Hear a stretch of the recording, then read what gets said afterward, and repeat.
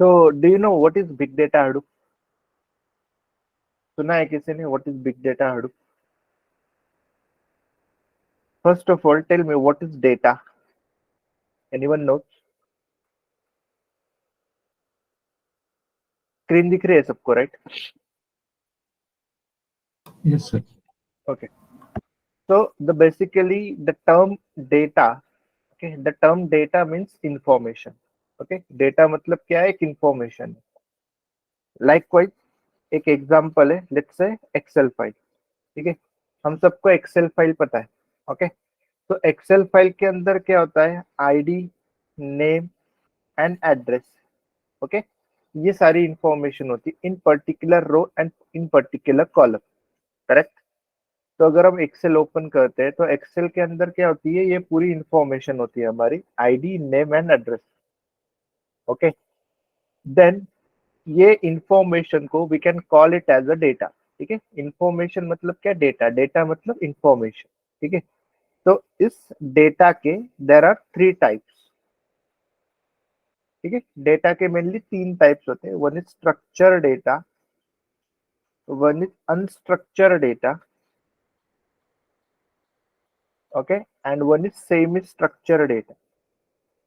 Okay, data के mainly तीन types होते हैं, मतलब इंफॉर्मेशन हम तीन तीन टाइप्स के अंदर स्टोर कर सकते हैं. स्ट्रक्चर डेटा के अंदर, अनस्ट्रक्चर डेटा के अंदर एंड सेमी स्ट्रक्चर डेटा के अंदर. तो what is mean by structure data? Structure data का एग्जांपल है आपका एक्सेल फाइल. ठीक है, आपके पास एक एक्सेल फाइल है, तो अगर एक्सेल फाइल को अगर आपने ओपन किया, let me just show you.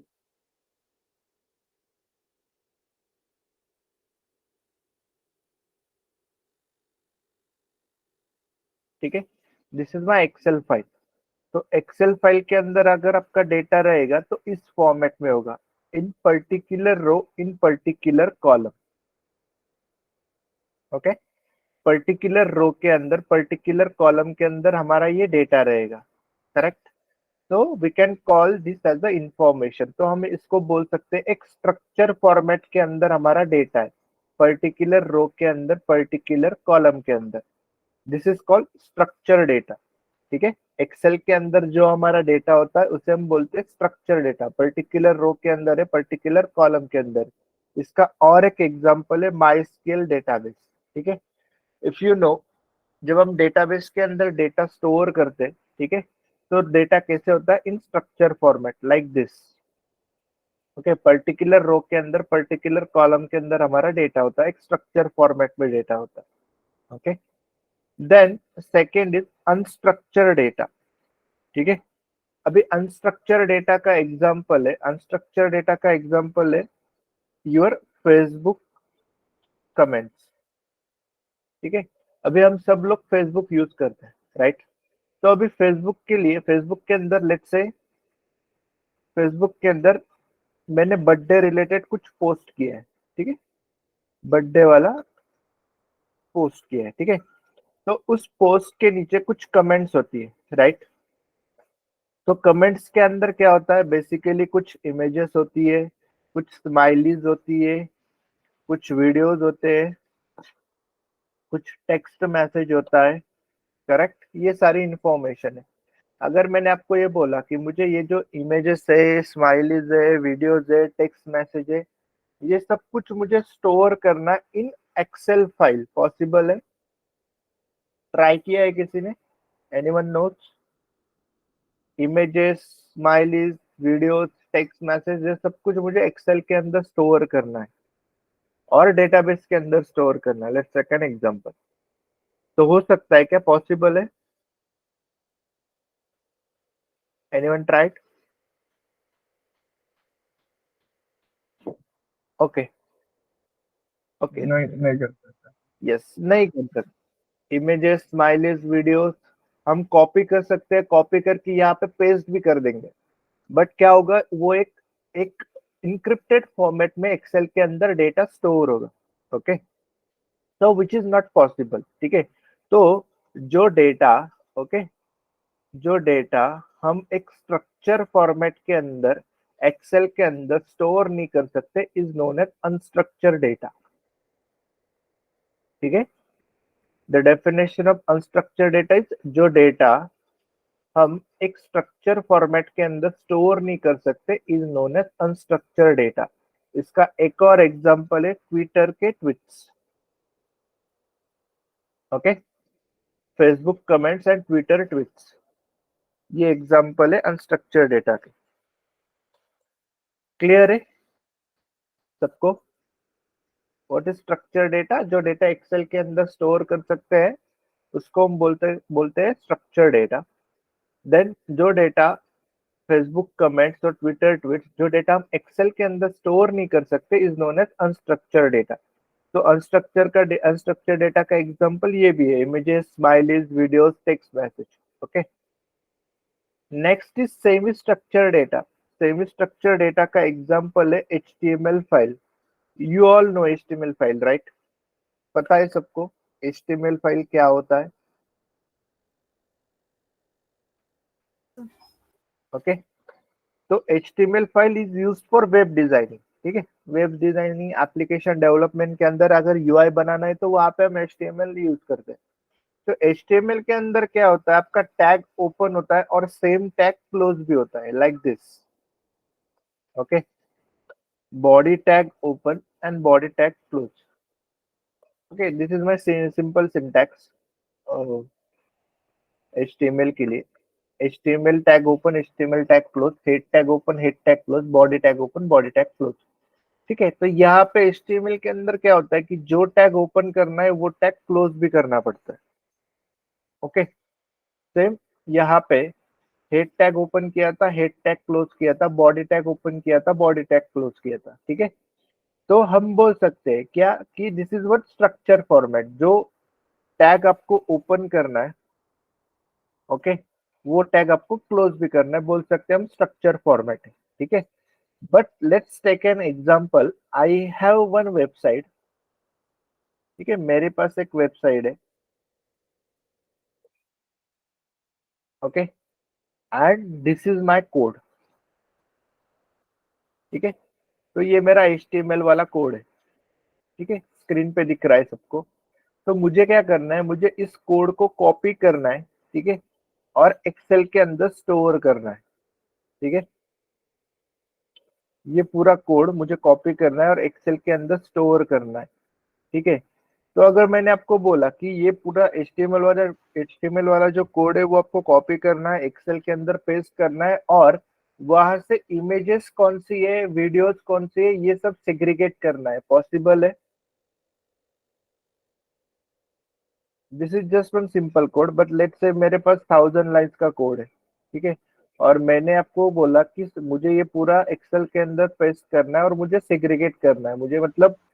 तो क्या मैंने ये HTML वाला जो कोड है एक्सेल के अंदर स्टोर किया, ठीक है, और मैंने आपको बोला कि मुझे एक कोड सेग्रीगेट करना है, 1000 लाइन्स ऑफ कोड है। ठीक है, तो आपको क्या करना पड़ेगा, आपको लाइन बाय लाइन चेक करना पड़ेगा। ठीक है, बट ये मैंने एग्जांपल दिया था 1000 लाइन के लिए। ठीक है, अगर यहाँ पे आपका let's say around 5000 lines of code है, HTML का 10,000 लाइन्स ऑफ कोड है, तो वहां पे इम्पॉसिबल है सेग्रीगेट करना। ठीक है, तो हम बोल सकते हैं कि ये डेटा हम एक्सेल के अंदर सेग्रीगेट नहीं कर सकते। We can call it as unstructured data as well. ठीक है, हमें पता है कि HTML टैग ओपन करना है, HTML टैग क्लोज करना है। ठीक है, बट हम एक्सेल के अंदर उसे सेग्रीगेट नहीं कर सकते। This is unstructure as well. So combination of structure and unstructure is known as semi structure data, जिसका एग्जांपल है HTML file and XML file, maybe you no.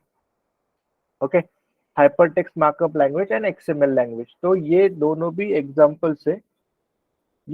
Examples है सेमी स्ट्रक्चर डेटा के। ठीक है, तो data के तीन types होते हैं। डेटा मतलब इंफॉर्मेशन। डेटा के तीन टाइप्स होते हैं, structure, unstructured and semi structure. Structure मतलब क्या, जो डेटा आप एक्सेल के अंदर स्टोर कर सकते हो उसको हम बोलते हैं स्ट्रक्चर डेटा, एक्सेल और माइस्क्यूएल डेटाबेस के अंदर। ठीक है, which is in structure format. Then second is unstructure data. तो अनस्ट्रक्चर डेटा का एग्जांपल है फेसबुक कमेंट्स। तो अभी फेसबुक कमेंट्स के अंदर क्या होता है, बेसिकली इमेजेस होती है, वीडियोस होती है, स्पेशल कैरेक्टर्स होता है, ये सारा डेटा होता है। तो ये सारा डेटा अगर मैंने एक्सेल के अंदर स्टोर किया, तो स्टोर करने के बाद वो एक एनक्रिप्टेड फॉर्मेट में जाता है। हमें जो रिक्वायर्ड फॉर्मेट है वो नहीं मिलता है, ठीक है। तो जो डेटा हम एक्सेल के अंदर स्टोर नहीं कर सकते is known as unstructured data, okay. Then next is semi-structured data. So semi-structured data is basically a combination of structure and unstructured. तो स्ट्रक्चर क्यों, उसका example HTML file. If you know HTML file के अंदर क्या होता है कि जो टैग आपको ओपन करना है वो टैग आपको क्लोज भी करना होता है, ठीक है। HTML tag open, HTML close, head tag open, head tag close, body tag open, body tag close. तो जो ओपन करना है आपको वो टैग क्लोज भी करना होता है, हम बोल सकते हैं स्ट्रक्चर फॉर्मेट है। बट अगर मैंने आपको बोला कि this is my HTML code, okay, ये आप कॉपी करो एक्सेल के अंदर और मुझे इमेजेस की लिंक कौन सी है, वीडियोस की लिंक कौन सी है, मुझे सेग्रीगेट करके चाहिए, इन प्रॉपर फॉर्मेट चाहिए, तो ये पॉसिबल नहीं है, क्योंकि अगर मैंने कॉपी पेस्ट किया तो वो सिंगल कॉलम के अंदर चला जाएगा, okay. so that's why this is unstructured as well. So combination of structure and unstructured is known as semi structured data, जिसका example HTML file and XML file, okay. This is data, okay। so we know there is a concept called big data, ठीक है। so what is big data, okay।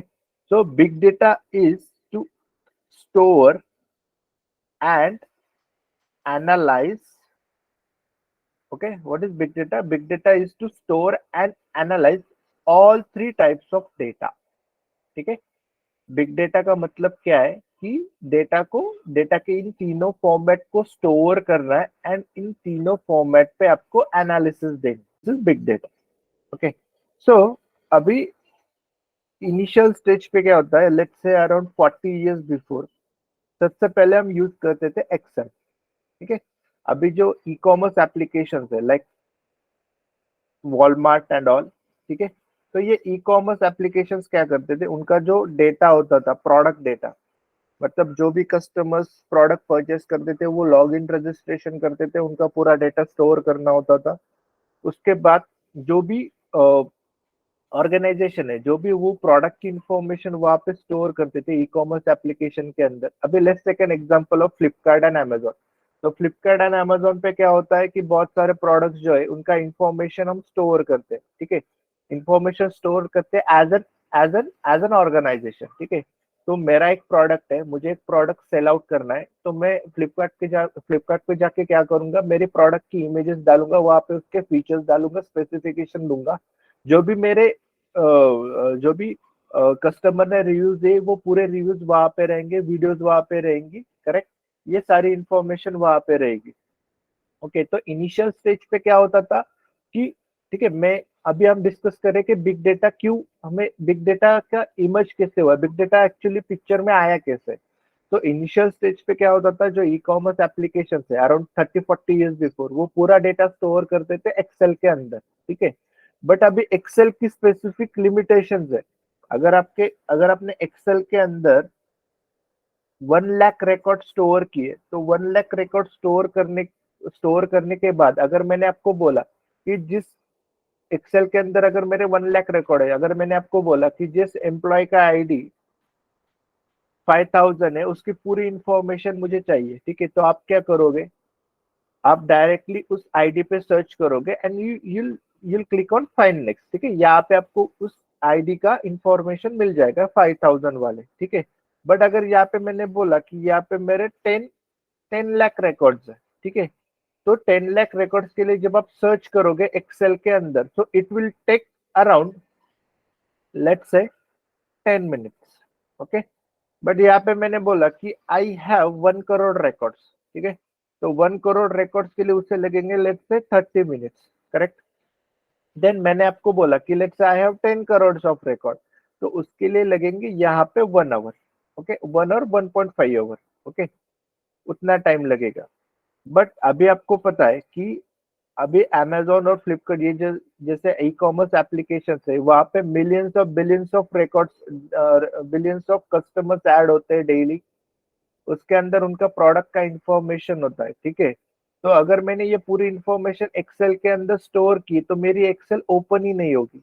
अगर मैंने बोला कि मुझे analysis करना है, जिस एम्प्लॉय का आईडी 5000 उसकी पूरी इंफॉर्मेशन निकालनी, ठीक है, तो मेरी एक्सेल ही ओपन नहीं होगी अगर मेरे एक्सेल के अंदर 1 करोड़ और 10 करोड़ रिकॉर्ड्स है, ठीक है। तो इस एक्सेल को रिप्लेस किया था ट्रेडिशनल आरडीबीएमएस ने. Okay, you all no is it, RDBMS पता है सबको, माइस्क्ल एंड ओरेकल, नाम सुना है. माइस्क्ल एंड ओरेकल डेटाबेस ने इस एक्सेल को रिप्लेस किया. ठीक है, तो यहाँ पे क्या होता है, सेम चीज. यहाँ पे हम 1 करोड़ और 10 करोड़ रिकॉर्ड प्रोसेस कर सकते हैं, स्टोर भी कर सकते हैं, प्रोसेस भी कर सकते हैं. तो this will taking around 10 minutes. Okay, but अगर यहाँ पे भी अगर मैं बिलियंस ऑफ रिकॉर्ड को इंसर्ट करूंगा तो ये भी टाइम लेगा. It will take around 1 hour minimum. ठीक है, बट अभी ये जो क्लाइंट्स होते हैं लाइक फ्लिपकार्ट एंड अमेजोन, उनका कैसे होता है कि उनका अगर कस्टमर को कुछ डिस्काउंट वगैरह देना है, ओके, तो वो कुछ एनालिसिस परफॉर्म करते हैं कि उस कस्टमर ने कितनी बार साइट पे लॉग इन किया है. ठीक है, रजिस्ट्रेशन होने के बाद कितनी बार लॉग इन किया है, कितने सारे प्रोडक्ट परचेस किए. ठीक है, उनका रेशो क्या है, ये पूरी एनालिसिस ये जो क्लाइंट्स होते हैं फ्लिपकार्ट एंड अमेजोन उनको लगती है. ठीक है, तो ये जो 1 आवर था, तो अगर 1 आवर एक कस्टमर के लिए मुझे अगर 1 आवर लगता है एनालिसिस देने के लिए, तो millions of billions of customer जो होंगे उनके लिए मुझे कम से कम अराउंड 1 ईयर और 2 इयर्स लगेंगे. ओके, सो इस आरडीबीएमएस को रिप्लेस किया है the new technology called Hadoop and cloud computing.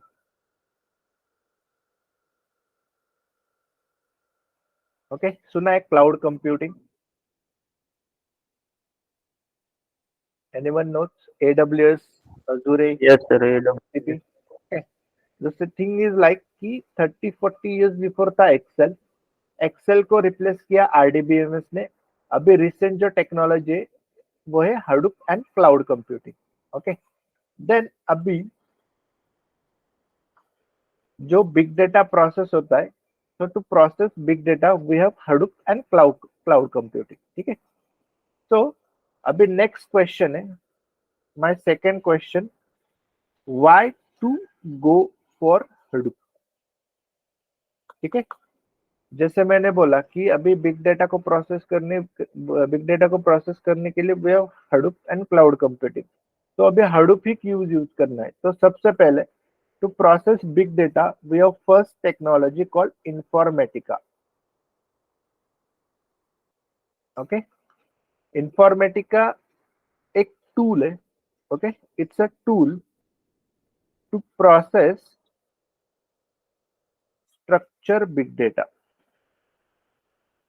Okay, Informatica एक टूल है जो स्ट्रक्चर डेटा पे प्रोसेस करता है. स्ट्रक्चर डेटा पे प्रोसेस करता है मतलब क्या, उस डेटा को एनालाइज भी करता है और स्टोर भी करता है. ठीक है, बट ये इन्फॉर्मेटिका एक पर्टिकुलर ऑर्गेनाइजेशन का टूल है, that's why it's a paid tool. ठीक है, सबसे पहला ड्रॉबैक है इन्फॉर्मेटिका का कि ये पेड टूल है. ठीक है, अगर मुझे कुछ यहाँ पे डेटा स्टोर करना है इन्फॉर्मेटिका पे, तो मुझे क्या करना पड़ेगा, मुझे उसके लिए पे करना पड़ेगा, 1 ईयर की लाइसेंस कॉपी परचेस करनी पड़ेगी, like our antivirus. Okay, and second thing कि ये ओनली स्ट्रक्चर बिग डेटा को स्टोर करता है और उस पर प्रोसेस करता है, एनालिसिस देता है. बट हमारे रिक्वायरमेंट क्या है कि हमें structure, unstructure, semi structure data को स्टोर करना है, मतलब बिग डेटा को स्टोर करना है और उस पर एनालिसिस देनी. बट इन्फॉर्मेटिका क्या करता है, ओनली स्ट्रक्चर डेटा पे सपोर्ट करता है, स्टोर करता है, एनालाइज करता है. Okay, and second drawback is this is paid tool, 1 year की लाइसेंस को भी हमें परचेस करनी पड़ती. Second is cloud computing. Okay, second technology is cloud computing. Cloud computing के अंदर भी हम बिग डेटा को प्रोसेस कर सकते हैं. ओके, तो क्लाउड कंप्यूटिंग का सबसे पहला बेनिफिट है कि it supports all type of data. ठीक है, structure, unstructure, semi structure data के तीनों फॉर्मेट को सपोर्ट करता है. सपोर्ट करता है मतलब क्या, स्टोर करता है एंड उस पर एनालिसिस भी दे सकते हैं.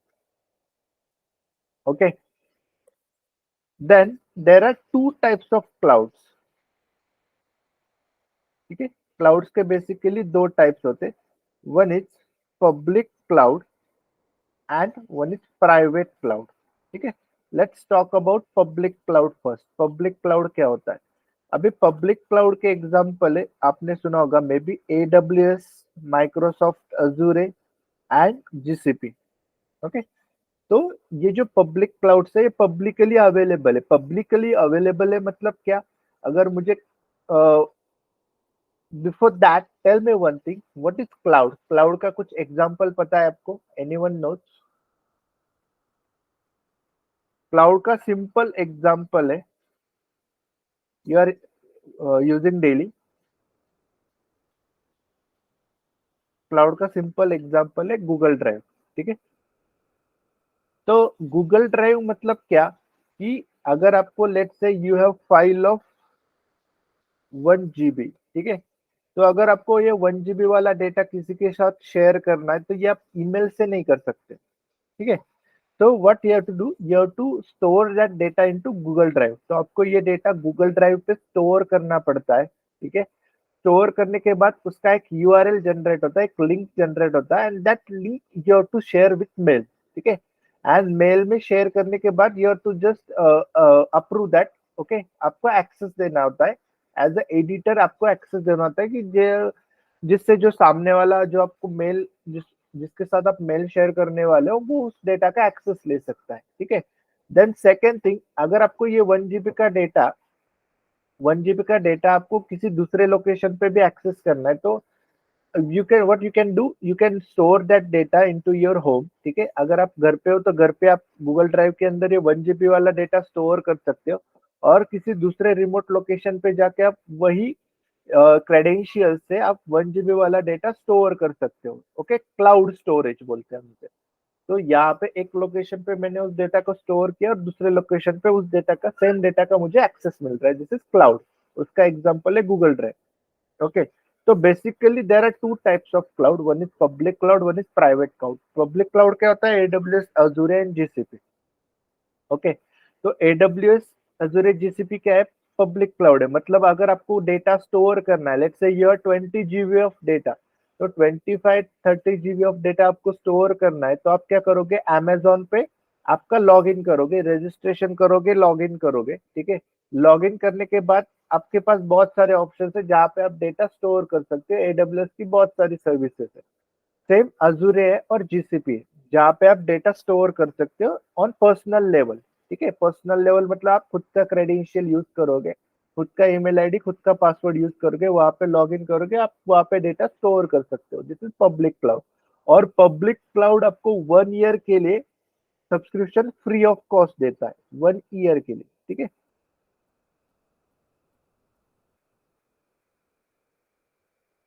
ओके, 1 ईयर के लिए आपको सब्सक्रिप्शन फ्री है, यहाँ पे आप डेटा स्टोर कर सकते हो। Okay, on other hand there is one private cloud. ठीक है, तो लेट्स टेक एन एग्जांपल कि मेरी एक ऑर्गेनाइजेशन है facebook.com। ओके, तो अभी फेसबुक पे क्या होता है कि बहुत सारे यूजर्स आते हैं। ठीक है, they use to they to they to share their data, मतलब इमेजेस, वीडियोस और कमेंट्स भी करते हैं। ठीक है, तो मुझे क्या करना पड़ता है? उनका डेटा मुझे स्टोर करना होता है। ठीक है, तो उनका डेटा अगर मुझे स्टोर करना है, जो यूजर्स मेरी वेबसाइट पे आके ये सारा डेटा शेयर कर रहे हैं, इमेजेस, वीडियोस, कमेंट्स, तो मुझे क्या करना पड़ता है? मुझे इस डेटा को कहीं पे स्टोर करना पड़ता है, तो उसके लिए मुझे रिक्वायर्ड है मेरा ओन सर्वर। ठीक है, मेरी ऑर्गेनाइजेशन का मुझे रिक्वायर्ड है own server and own domain name. ठीक है, that .com, okay, this is my domain name. तो जो डेटा मुझे स्टोर करना है उसके लिए रिक्वायर्ड है मुझे खुद का सर्वर। ओके, एंड रिक्वायर्ड है मुझे डोमेन। ओके, तो इन दोनों चीजों के लिए मुझे पे करना पड़ता है, पेड वन। ओके, देन आपका ये जो पब्लिक क्लाउड था, आफ्टर 1 ईयर सब्सक्रिप्शन, आपको अगर ये सारी Amazon, AWS, Azure यूज करना है तो आपको 1 आवर के लिए चार्ज होता है $1। Okay, so this is also paid tool. Okay, paid in the sense more costlier, then Hadoop. ठीक है, तो क्लाउड कंप्यूटिंग हम बिग डेटा के लिए क्यों यूज नहीं करते? Because of this concept, paid है और मोस्ट कॉस्टली है as compare to Hadoop technology. ठीक है, then third one is our Hadoop. ठीक है, तो हम बिग डेटा प्रोसेस करने के लिए हडूप की यूज करते हैं। This is my question, why to go for Hadoop only? हमारे पास इंफॉर्मेटिका है, क्लाउड कंप्यूटिंग है, तो हम हडूप की यूज कर रहे हैं। तो सबसे पहला बेनिफिट है हडूप का, it's open source technology. Okay, open source technology मतलब क्या? कोई भी लाइब्रेरी होगी, कोई भी आपका टूल होगा, फ्री ऑफ कॉस्ट है, कोई भी पैसे पे करने की जरूरत नहीं है। सबसे पहले जो रिक्वायरमेंट होती है इंडस्ट्री लेवल पे कि उनको ओपन सोर्स टूल्स चाहिए, ओपन सोर्स टेक्नोलॉजी चाहिए। So that's why they are preferring Hadoop to process big data. Okay. Second, supports all types of data. Okay. अगर आपकी रिक्वायरमेंट है कि आपको स्टोर करना है स्ट्रक्चर डेटा, आपको स्टोर करना है अनस्ट्रक्चर डेटा, आपको स्टोर करना है सेमी स्ट्रक्चर डेटा, तो हर तरह के डेटा को हडूप सपोर्ट करता है। सपोर्ट करता है मतलब क्या करता है? डेटा को स्टोर करता है एंड डेटा पे एनालिसिस देता है। ठीक है, क्लियर है यहाँ तक? Why to go for Hadoop? Devyani, Rohit, Vikas, समझ में आ रहा है? Yes sir. Yes, sir. Yes sir. Yes, sir. Okay, तो हडूप का बेनिफिट है, it's open source, supports all type of data and use for storage and analysis. Okay, then the most important, Hadoop support machine learning language. Okay, so what is machine learning language? Okay, so there is one concept called artificial intelligence.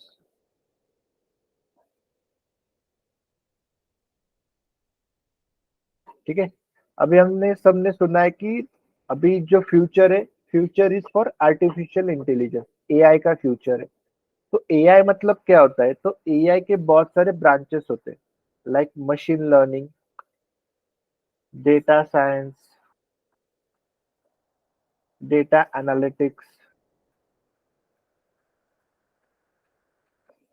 Then robotics. Okay, तो artificial intelligence की बहुत सारी branches होती है। ठीक है, तो machine learning is one of them. Okay, तो मशीन लर्निंग क्या होता है? Basically there are three categories of machine learning. First is classification. Okay, अभी सब लोग जीमेल यूज करते हैं। ठीक है, सबको पता है जीमेल के अंदर हम क्या कर सकते हैं, किसी को मेल कर सकते हैं। ओके, और कोई दूसरा हमें मेल कर सकता है। मेल थ्रू हमारा जो कम्युनिकेशन होता है वो होता है जीमेल के अंदर। ओके, देन कुछ फाइल्स वगैरह होती है, एक्सटर्नल अटैचमेंट वगैरह हम शेयर कर सकते हैं जीमेल के अंदर। ओके, बट अगर आपने 10 to 15 years बिफोर देखा होगा जीमेल के अंदर, तो जो भी अपने ईमेल्स थे वो आते थे सिंगल इनबॉक्स कैटेगरी के अंदर। ठीक है, किसी फ्रेंड ने किया होगा, किसी कंपनी ने किया होगा, और से कुछ इंपॉर्टेंट वाला मेल होगा, कुछ अनवांटेड कंटेंट वाला मेल होता। वो सारे जो मेल्स थे वो आते थे एक सिंगल कैटेगरी के अंदर, इनबॉक्स के अंदर। ठीक है, बट अभी सर अगर आप देखोगे हेलो तो अभी हमारे पास हेलो क्या है? प्राइमरी कैटेगरी है, प्रमोशन कैटेगरी है, स्पैम कैटेगरी है, फोरम है।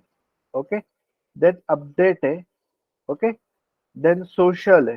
तो बहुत सारी कैटेगरीज आपको दिखती है अगर आप इनबॉक्स अगर आप जीमेल ओपन करोगे तो लेट्स टेक एन एग्जांपल, किसी कोई एक इम्पोर्टेंट वाला मेल है, वो आता है प्राइमरी के अंदर। इम्पोर्टेंट मतलब अगर फ्रेंड टू फ्रेंड वाला मेल है, वो आता है प्राइमरी कैटेगरी के अंदर। किसी मेल के अंदर अगर अनवांटेड कंटेंट है, वो जाता है स्पैम के अंदर। ओके, किसी मेल के अंदर अगर कंपनी प्रमोशन वाला डेटा है, ओके, वो जाता है प्रमोशन कैटेगरी के अंदर। अगर आपका सोशल मीडिया वाला कुछ मेल है, इंस्टाग्राम फेसबुक वाला मेल है, ट्विटर वाला मेल है, वो जाता है सोशल के अंदर। ठीक है, तो पहले कैसे होता था कि जो भी सारे मेल्स है वो इनबॉक्स के अंदर आते थे, बट अभी जो मेल्स आते हैं वो डिफरेंट डिफरेंट कैटेगरी के अंदर रहते। तो वो क्यों आते हैं? Because of classification machine learning algorithm. because of classification machine learning algorithm. Okay, so what is machine learning? Machine learning मतलब क्या होता है? Machine learning means how to train your application to get expected outcome. Okay, okay. तो क्या है कि ये जो जीमेल वाला एप्लीकेशन था, इस एप्लीकेशन को ट्रेन किया है with the help of classification algorithm. Okay, इस जीमेल वाले एप्लीकेशन के बैकएंड में यूज हो रहा है classification algorithm. Okay, to get expected outcome. Expected outcome क्या आते हैं? ये सारे कैटेगरीज के अंदर हमारे मेल डिस्ट्रीब्यूट होने चाहिए, ये हमारा एक्सपेक्टेड आउटकम था. तो दैट्स वाई क्या हुआ था कि जीमेल के अंदर जितने भी मेल्स आते हैं वो क्लासिफाई हो जाते हैं because of classification algorithm. Okay, then second is clustering. Okay, तो कैसे होता है कि let's say you have one Android mobile. Okay, सबके पास अभी एंड्रॉयड मोबाइल है. ठीक है, मोबाइल के अंदर जब हम क्रोम ओपन करते हैं, ठीक है, तो क्रोम के ओपन करने के बाद you will get one search option जहां पे आप सर्च कर सकते हो. ठीक है, देन सर्च करने के बाद सर्च करने के नीचे you will get some news. ठीक है, अगर आपने देखा होगा सर्च बार के नीचे नीचे क्यों न्यूज होती. तो न्यूज कौन सी होती है? रिलेटेड टू स्पोर्ट्स होती है, रिलेटेड टू पॉलिटिक्स होती है, देन रिलेटेड टू बॉलीवुड होती है. ठीक है, then you are interested in sports. ठीक है, आप स्पोर्ट्स में इंटरेस्टेड हो, आपने स्पोर्ट्स वाली एक न्यूज पे क्लिक किया. तो न्यूज पे क्लिक करने के बाद क्या होती है? वो न्यूज ब्रॉड हो जाती है. ठीक है, फुल स्क्रीन में आपको दिखता है. ब्रॉड इन द सेंस आपको फुल स्क्रीन पे दिखता है वो न्यूज. ठीक है, तो फुल स्क्रीन पे आपने वो पूरी न्यूज पढ़ ली. ठीक है, पढ़ने के बाद इफ यू स्क्रॉल डाउन, ठीक है, अगर आपने नीचे स्क्रॉल डाउन किया तो स्क्रॉल डाउन करने के बाद आपको ओनली स्पोर्ट्स वाली न्यूज मिलती है. Okay, not related to politics, not related to Bollywood. ठीक है, ये क्यों होता है?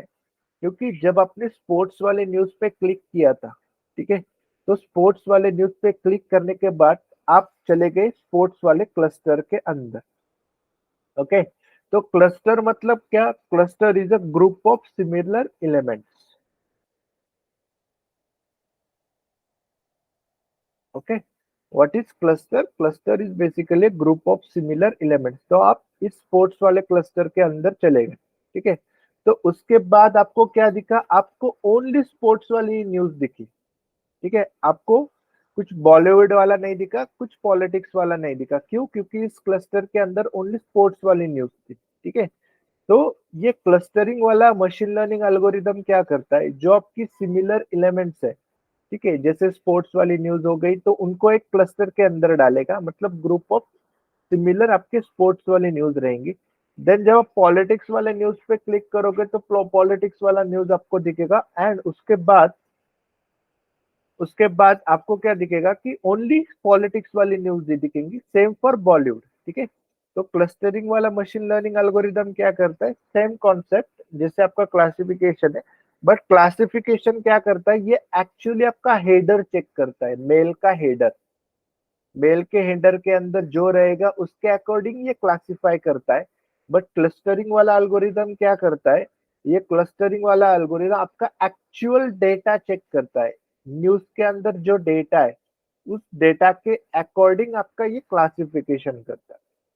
This is clustering. क्लियर है सबको what is machine learning? Machine learning के अंदर क्लासिफिकेशन क्लस्टरिंग एल्गोरिदम्स आते हैं. Okay, and use of this is what कि how to train your application to get expected outcome. Okay, तो अगर आप इंटरव्यू फेस कर रहे हो हडूप की, ठीक है, एंड आपको एक इंटरव्यू में क्वेश्चन आता है, सबसे इनिशियल क्वेश्चन, तो टू प्रोसेस बिग डेटा मतलब to store big data. Okay, and to analyse big data, why we are using Hadoop only? हम हडूप ही यूज क्यों करते हैं? Why not cloud computing, why not Informatica? तो आपको ये सारे रीजंस देने होंगे. क्लियर है राइट? Yes. ओके, किसी को कुछ डाउट? हडूप ही यूज क्यों करना है? ओके, और हडूप ही मार्केट में क्यों चल रहा है अभी, ये भी मैंने आपको बताया था कि पहले एक्सेल था अराउंड 30-40 years बिफोर, उसके बाद आया RDBMS, okay, relational database management system. Okay, यहाँ पे भी जो डेटा प्रोसेस होता था उसके लिए भी टाइम लगता था। Then we have Hadoop and cloud computing technology recently. अभी जो करंटली सारे ई कॉमर्स एप्लीकेशन है, you can take an example of Walmart, starting from US to India, जितने भी ई कॉमर्स एप्लीकेशन है, वॉलमार्ट है, फ्लिपकार्ट हो गया, अमेजोन हो गया, अलीबाबा हो गया, ये सारे बैकएंड में यूज करते हैं डेटाबेस स्टोरेज के लिए, डेटाबेस स्टोरेज एंड एनालिसिस के लिए हडूप। ओके, अगर उनका बजट अच्छा होगा तो cloud computing. Okay, then Hadoop का सबसे पहला सबसे सबसे इंपॉर्टेंट बेनिफिट है कि जब आप एक क्यूरी रन करते हो माइस्क्ल ओरेकल डेटाबेस पे, एक कमांड रन करते हो, ठीक है, तो वो कमांड क्या करता है, डायरेक्ट आपके टेबल के अंदर चेक करता है और जितने भी रिकॉर्ड थे उनको लाइन बाय लाइन चेक करेगा। अगर 1 करोड़ रिकॉर्ड है, let's take an example, let's take an example, ये एक्सेल वाला, ठीक है, तो ये एक्सेल के अंदर मेरे अगर 1 करोड़ रिकॉर्ड है, अगर मैंने यहाँ पे कंट्रोल एफ किया, सर्च किया 5000 वाला, तो वो क्या करता है, लाइन बाय लाइन चेक करेगा कि 5000 वाला रिकॉर्ड कहाँ पे, वो लाइन बाय लाइन चेक करेगा, ठीक है। बट हडूप का एक इंपॉर्टेंट बेनिफिट है, तो ये क्या करता है, ये पैरेलल चेक करता है, ठीक है। पैरेलल चेक करता है मतलब क्या, कि हडूप के अंदर एक कॉन्सेप्ट है, ठीक है, रेप्लिकेशन एंड पैरेललिज्म, ठीक है। तो हडूप क्या करता है, जो आपका एक्चुअल डेटा है उसका बैकअप भी स्टोर करके रखता है। ओके, 3 बैकअप स्टोर करके रखता है। एंड जो डेटा पे आप एनालिसिस दोगे, like searching of some employee ID of something, तो वो पैरेलली 4 सिस्टम पे, ओके, तो इस डेटा को, जो भी डेटा आपका रहेगा, उस डेटा को वो इक्वली डिस्ट्रीब्यूट करेगा 4 सिस्टम के अंदर, ओके, 4 फाइल्स के अंदर इन शॉर्ट, और चारों फाइल्स पे पैरेलली चेक करेगा, ठीक है। तो अगर आपको ये आरडीबीएमएस में अगर आपको 1 आवर लग रहे एक आईडी को सर्च करने के लिए, 5000 वाला एम्प्लॉय आईडी को सर्च करने के लिए, तो हडूप के अंदर क्या होगा कि 1 hour divided by 4, okay, 1 hour divided by 4, तो अराउंड आपको लगेंगे 15 मिनट्स ओनली। ओके, तो this is the benefit of Hadoop कि ये पैरेलली काम करता है, पैरेलली आपको एनालाइज करके देगा डेटा को। ओके, तो this is also most important thing कि replication and parallelism is possible in Hadoop. Replication मतलब क्या, जो आपका डेटा रहेगा उसका एक और बैकअप स्टोर करके रखेगा, ओके। एंड पैरेललिज्म मतलब क्या, कि जो आप डेटा सर्च करोगे, जैसे मैंने यहाँ पे किया था आईडी इक्वल टू 5000, जो आप डेटा डेटा डेटा को सर्च करोगे तो वो इक्वली चारों फाइल्स के अंदर सर्च करेगा, डेटा को 4 पार्ट्स में डिवाइड करेगा, और डिवाइड करने के बाद वो डेटा को सर्च करेगा। This is the benefit of Hadoop. Clear है राइट सबको? यस सर, क्लियर है। Okay, Divyani, Rohit, Vikas, Yes, okay, clear. then about syllabus part, okay,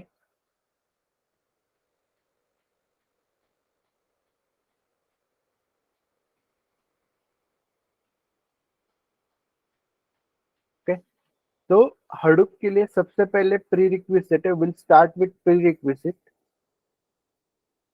Hadoop के लिए प्री रिक्विजिट लगता है MySQL database and core Java program, ठीक है। तो हम बेसिक से स्टार्ट करेंगे। सबसे पहले माइस्क्ल के अंदर डेटा कैसे स्टोर होता है एंड उस डेटा पे एनालिसिस कैसे दी जाती है, देन कोर जावा के अंदर हम बेसिक प्रोग्राम्स हमें देखने, ठीक है। तो हमें टोटली इन हडूप हमें required 5% of programming, okay, core Java हमें रिक्वायर्ड है 5% एंड हमें 95% रिक्वायर्ड है कमांड्स, ओके। तो जो प्रोग्रामिंग हमें देखनी है वो बेसिक लेवल की प्रोग्रामिंग हमें चाहिए इन कोर जावा, ठीक है। There is one technique in Hadoop map reduce जहाँ पे हमें वो देखना है, ठीक है। तो अराउंड 2-3 प्रोग्राम से हमारे रहेंगे, तो वहां पे हमें देखना है कोर जावा के प्रोग्राम। बट हमें 95% जो काम करना है वो कमांड्स के ऊपर करना है, okay. So that's why this is our prerequisite. तो हम प्री रिक्विजिट से स्टार्ट करेंगे, पहले माई स्केल डेटाबेस से, देन कोर जावा, एंड उसके बाद will start with Hadoop, okay. तो हडूप के अंदर there are 3 techniques. One is HDFS use to store your data, जहाँ पे हम डेटा को स्टोर करेंगे। Then second is map reduce, okay, जहाँ पे हम डेटा पे एनालिसिस देंगे। This is use for analysis purpose. And C is YARN, third technique is YARN, use for job scheduling and resource management, okay. Job scheduling and resource management के लिए use किया जाता है यार्न टेक्निक को। Job scheduling and resource management मतलब क्या, किसी particular system के अंदर मुझे at 12 o'clock in the night कुछ डेटा स्टोर करना है, ठीक है। किसी सिस्टम के अंदर मतलब रिसोर्स के अंदर डेटा स्टोर करना है एट 12 o'clock, तो इसे हम बोलते हैं job scheduling and resource management. तो these are the 3 techniques of Hadoop, okay. But ये जो तीनों टेक्निक्स है, ये तीनों टेक्निक्स यूज की जाती थी around 4 years before, okay. Around 2017-18 जब हडूप इन्वेंट हुआ था, तो इन तीनों टेक्निक्स पे काम होता था, which are basics for Hadoop, ठीक है। अभी जो काम चल रहा है in Hadoop is for services, और we can call it as tools, ठीक है। अभी जो हडूप के अंदर काम चल रहा है वो है टूल्स के लिए, ओके। तो टूल्स के अंदर will start with scoop, okay, then Hive, then Spark, then Uzi, okay, then Pig, okay। तो इन सारे टूल्स पे हमें काम करना है। तो इन सारे टूल्स का काम क्या है कि डेटा को माइग्रेट करना है, ओके। माइग्रेशन के लिए हम यूज करते हैं स्कूप वाला टूल। देन मुझे स्ट्रक्चर बिग डेटा स्टोर करना है, स्ट्रक्चर बिग डेटा को स्टोर करते उस पर एनालिसिस देनी, देन हाइव वाला टूल, ठीक है। देन मुझे structure unstructure semi structure data को स्टोर करना है, उस पर एनालिसिस देने, then spark, okay. Spark is faster than this all this tools, okay, that's why spark. Then Oozie क्या करता है, जॉब्स को मॉनिटर करता है, दैट्स व्हाई जो भी हम डेटा स्टोर करेंगे, जो भी डेटा पे एनालिसिस देंगे, वो पूरा हम मॉनिटर कर सकते हैं with the help of Oozie, okay. Then last one is pig. Pig is same, data को स्टोर करना है, डेटा पे एनालिसिस देना है। तो अभी जो इंटरव्यू के लिए क्वेश्चंस रहेंगे, स्टार्ट होंगे क्वेश्चन HDFS से अप टू पिग तक रहेंगे, ओके। जो रिसेंटली अभी जो इंडस्ट्री में यूज होता है वो है टूल्स, ओके। तो इन सारे टूल्स के लिए हमें देखना है, ओके।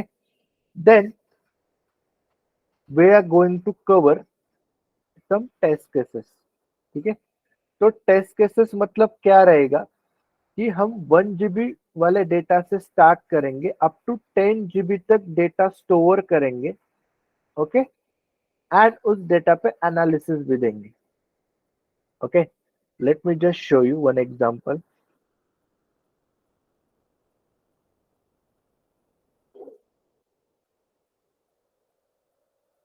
ओके। तो हम 10 to 15 टेस्ट केसेस कवर करने वाले हैं, ठीक है। तो अभी अगर आप स्क्रीन पे देखोगे, this is data, okay, this is unstructured data, around 1 GB का डेटा है, ठीक है। एंड ये यूट्यूब का डेटा है, ठीक है। तो जो आप वीडियो देखते हो यूट्यूब पे, let's say India versus Pakistan match है, जो आप वीडियो देखते हो, तो हर एक वीडियो का यूनिक वीडियो आईडी होता है, ठीक है। तो ये वो वाला डेटा है, ओके। तो इस डेटा को आप खुद स्टोर करोगे, ओके। एंड स्टोर कैसे करेंगे, with the help of data set description, okay. तो आपको इस डेटा को स्टोर करना होगा with the help of this data set description. आप पे पूरा पढ़ोगे, okay. And referent to this आप इस डेटा को स्टोर करोगे, ओके। मैं जस्ट आपको गाइड करूंगा, ओके। एंड उसके बाद आप उस पे ये सारे प्रॉब्लम स्टेटमेंट सॉल्व करोगे, ओके। तो यहाँ पे आपका data storage and data analysis in दोनों के लिए हैंड्स ऑन होगा, ओके, वैसे हम 10 to 15 टेस्ट केसेस कवर करने वाले। ओके, लाइक यूट्यूब हो गया, स्टैक ओवरफ्लो हो गया, अफगान वॉर हो गया, ऐसे हम 10 to 15 टेस्ट केसेस कवर करने वाले। जैसे मैंने आपको बोला कि ये सारा डेटा आप खुद स्टोर करोगे, ओके, आपके सिस्टम पे आप ये खुद रेफर करोगे एंड आप खुद ये प्रॉब्लम स्टेटमेंट्स को भी सॉल्व करोगे। क्लियर है? And the most important, we are working on one finance project. ठीक है, तो फाइनेंस प्रोजेक्ट हम कवर करने वाले हैं हमारे सिलेबस के अंदर। Okay, for your interview purpose. तो फाइनेंस प्रोजेक्ट के अंदर कैसे होता है कि फाइनेंस टीम डेटा शेयर करती है, एफटीसी टीम डेटा शेयर करती है सास टीम के साथ। ओके, सास टीम क्या करती है, डेटा को कॉम्प्रेस करती है, वो डेटा शेयर करती है with Hadoop team. Hadoop team क्या करती है, Hadoop team means we. Okay, तो हम डेटा को स्टोर करते हैं, हम डेटा को एनालाइज करते हैं एंड देन ये डेटा विजुअलाइज होता है इन क्लिक व्यू और टैबल्यू। ओके, तो ये पूरा हम कवर करने वाले इन आवर सिलेबस। ओके, तो यहाँ पे जो हमारा रहेगा सीवी के अंदर, सीवी के प्रिपरेशन के अंदर कि डेटा कहाँ से जनरेट होता है, कहाँ पे स्टोर होता है, एनालिसिस क्या देनी है, ये पूरा हम डिस्कस करेंगे हमारे सिलेबस के अंदर। जब when we are completed with test cases, then will cover finance वाला प्रोजेक्ट। ओके, क्लियर है सबको सिलेबस? यस सर, क्लियर है। ओके, कुछ डाउट है